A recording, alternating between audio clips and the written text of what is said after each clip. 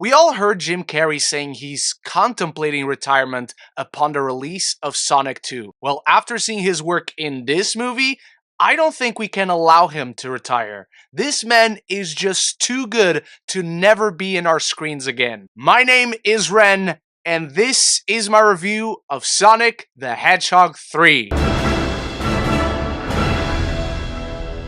Welcome back, film family, and thank you for joining me to discuss the final chapter in what can now be considered the greatest video game movie trilogy of all time, where Sonic, Knuckles, and Tails reunite against a powerful new adversary, my boy, Shadow, a mysterious villain with powers unlike anything they have faced before. With their abilities outmatched in every way, Team Sonic must seek out an unlikely alliance in hopes of stopping Shadow and protecting the planet.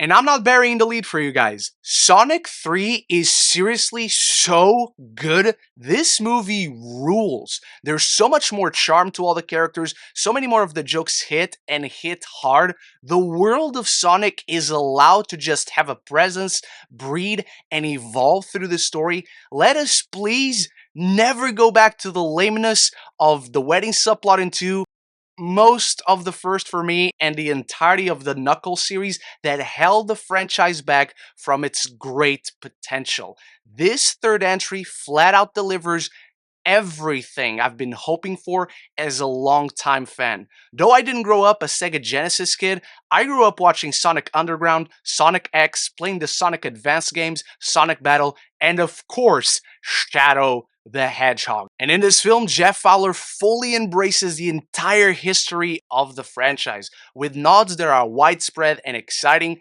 references that will put smiles in young and old fans' faces alike, and a third act that is as action-packed and epic as any I have seen all year. One that elicits genuine excitement and organically captures the nostalgia many, myself included, have been craving in these films. Just to put it into perspective, people don't react at all in screenings here in Portugal.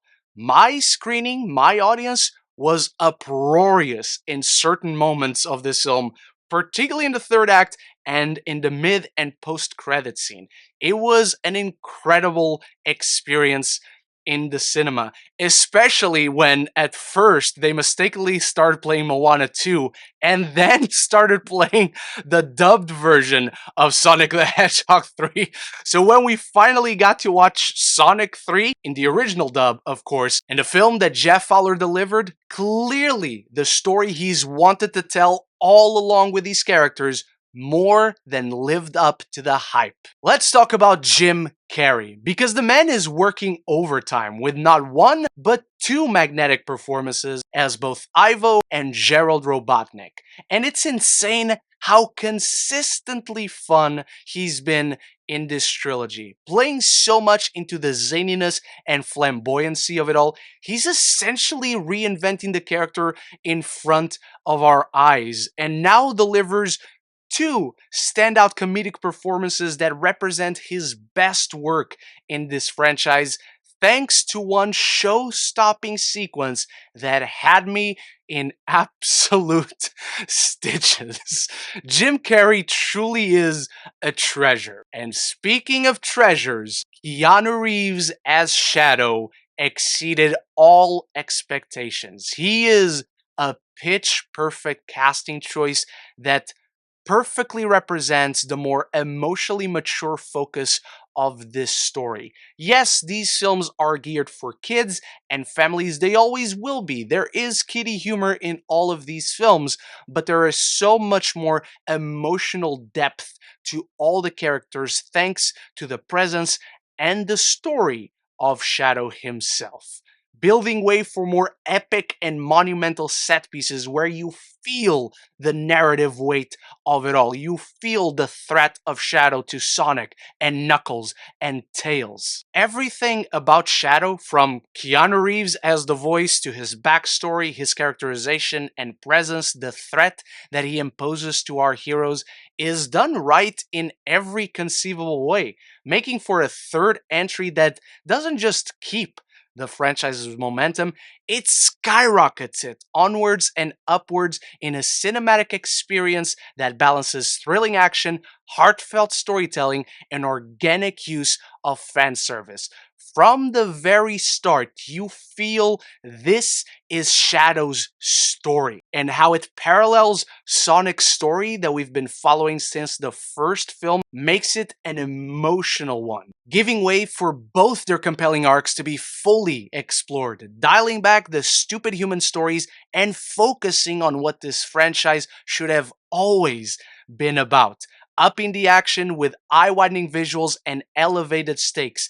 It's zany, it's explosive, it's tons of fun, and by now you're probably asking, wait a second, why are you wearing a Dragon Ball t-shirt? Because guys, at one point this film goes from a Sonic movie to a Dragon Ball Z movie, and I had the stupidest, widest smile on my face. The third act of Sonic 3 is one of the best things I've seen all year. It's as if Men of Steel and Dragon Ball Z had a gloriously bombastic baby, and I love that baby. However, even though this is very much Shadow's story, I still feel we didn't get enough of him. That may sound a little bit selfish, but that's only because this film just feels a little bloated. There's a little bit too much plotting. Yes, all our focus is on Knuckles, on Tails, on Sonic, on Shadow, on both the Robotniks, and that's how we split our stories, where it's Team Sonic and then Team Robotnik.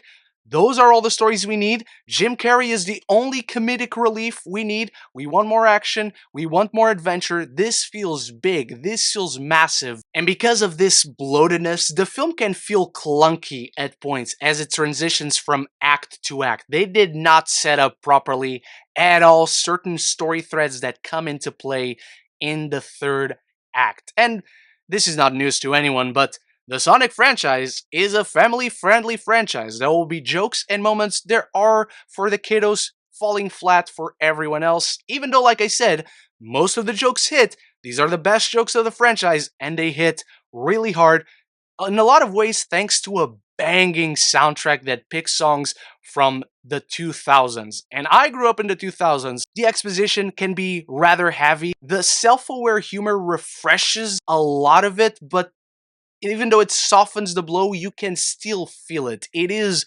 apparent when it happens. It just feels like a film that has a little bit too much going on where it didn't need to have too much going on. For example, Krysten Ritter, who we all wanted to be playing Rouge the Bat, is not playing Rouge the Bat. At one point, she just kind of disappears from the film. Stone has more of a presence, and he is a delightful presence. I love what they do with him and Robotnik in this film, paralleling so much of the bonds that Shadow has with Maria in his backstory and Sonic has with Tom and Maddie, who are actually really good. They're actually charming in this film because they are in the background. They're just a way to allow us to witness the story. I just wish there was a little bit more polish in everything that connects in Sonic 3. But I loved it all the same, as much as I love the mid and post-credit scene. The post-credit scene is brief, but absolutely worth the hype. You need to stick around for it. The mid-credit sequence is very much an elongated sequence. It's basically another sequence for the film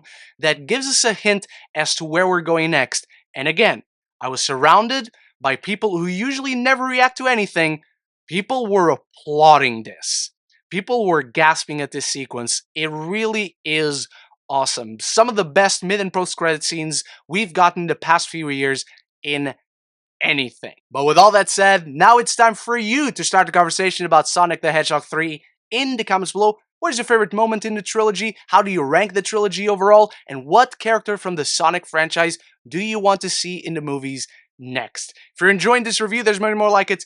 Right up here, I will have left cards for my previous Sonic Trilogy reviews throughout this video. And if you want to stick around, talk more movies and TV with me, this is the place to be. Consider clicking that subscribe button, and you won't miss any future conversations on your favorite movies and TV. Sonic 3 gave me a full-on Dragon Ball Z cinematic experience. It is pure joy. Emotional, adventurous, full of heart, and genuinely epic in scope. Lacking any of the lame baggage that held its predecessors back from greatness, This is the movie the franchise has been waiting for. I'm giving Sonic 3 a B+.